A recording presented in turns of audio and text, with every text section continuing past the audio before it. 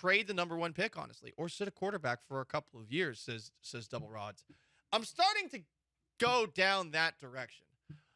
It's another episode of Tankathon when it comes to the Houston Texans. It starts right now. Think the Texans season's over? Think again, because now they're competing for the number 1 draft pick. The 3rd pick in the 2022 NFL Draft, the Houston Texans select Derek Stingley Jr., defensive back, LSU. It's Tanking Watch 2023. This time it's not Bill O'Brien or Jack Easterby's fault. All right. Don't you love how extended that buildup is to the beginning of football time in Houston? By the way, tomorrow at 10:15, you get to sing for a chance to win a Texans starter jacket. How you like that? So, Todd McShay breaks down the NFL draft for ESPN. And I don't know if I'm committing a crime not using all of Lance Zierlein's appraisals of prospects. I just use what's available to me. I don't necessarily agree or disagree with any of those assessments. They put in way more work than I ever will. I feel like it's kind of pointless to watch YouTube highlights online if you're not as skilled as those guys are when it comes to evaluating players. And again, varying levels of effort when it comes to all of those guys, okay? I just want to say that this piece of audio that I think was on Texans Reddit from a couple of months ago, Todd McShay talking about Bryce Young, has me concerned about Bryce Young, even though watching Bryce Young, he checks off all of the boxes. But the knock on him, especially talking to scouts who have been there this summer, is that the size. He's 5'10" when he's listed really as 6'1". And a scout just told me the other day that he weighed in, it was 186 pounds. And I know everyone's going to say, well, Russell Wilson was 5'10" and 3/8 inches coming out of Wisconsin. And I get that, but he was tightly packed and really had a sturdy build at 204 pounds. You're talking about 186 pounds with that smaller frame. So that's what scouts I'm talking to are stressing about Stroud, and maybe why he might not be the first quarterback off the board, but certainly still an early first-round pick. So he's 5'10", 185. You want to put it in terms that are a little bit more understandable? That is legitimately my size. Like, I'm 5'11", 182. Last time I weighed myself, okay? And I mean, standing up on Twitch right now, I mean, I am not a large man. I want to be bigger. He needs to get bigger. Sometimes it's not that simple to make yourself bigger and still be the same kind of player that you've been before. And you heard McShay say that Russell Wilson is tightly packed.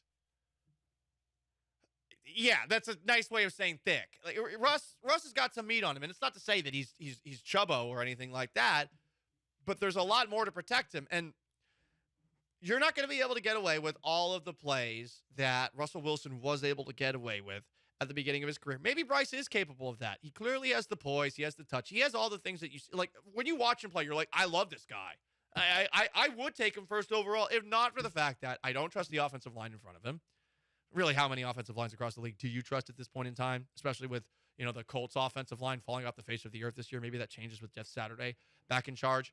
But anyway, back to this.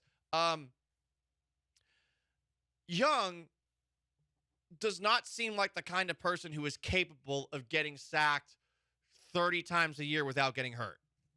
Like, haven't we already kind of seen it with Zach Wilson, who is similarly sized? Wilson does show flashes of, whoa, which, by the way, just about every quarterback in the NFL is capable of doing on a couple of plays, right? I think that one of the reasons Justin Herbert is as loved as he is across the league is because when Herbert makes an incredible splash play, it is like, holy crap, incredible. And he'll have like 5 or 6 of those a game. He's very inconsistent with it, though. It's one of the reasons I'm like not all in on Herbert. You see it from Mills when Mills will throw some of those passes he can throw downfield. Like, he does throw a beautiful ball down the field. Young does a lot of great things, but with Wilson, who is similarly sized, who can occasionally do a great thing, and keyword occasionally, I mean, he's a small guy and he's gotten rocked. And think about it from this perspective. One of the things that makes Russell Wilson great, as someone who's watched the guy play, when he was playing well, is that he could turn on a dime and run pirouettes, figure eights around defensive linemen, find a way outside the pocket, extend a play, and then make something happen on his feet. But he got sacked after his rookie season on a team that did not even throw the football that much, 40-plus times a year. And he's got the thickness, at least until last year, to go through all of that without getting hurt and missing a game. Bryce Young, I don't get that vibe with. And I don't want to get too picky when it comes to quarterbacks. I would love to have anything other than Davis Mills next year. I think this is the tricky part for the Texans is, hey, your business is winning championships, but do you want to just have a watchable product right now? That's kind of the tough place that they find themselves in. Once again, this is an unwatchable product. Do you want the flashy, exciting quarterback for a couple of years from a business perspective that at the very least gives you some hope for the future, sells jerseys, gives you some excitement? Or do you operate pragmatically and say, our defense sucks, we want multiple defensive linemen if we have 2 top 10 picks? Or we want a Jamar Chase kind of player with a top 10 pick and a defensive lineman or an offensive lineman. Like, they're so far away. Do you really want to, in that spot, take a flyer on a quarterback who might not be there for 10 years? I'm coughing all over the place all of a sudden. This is not good. Lost my train of thought.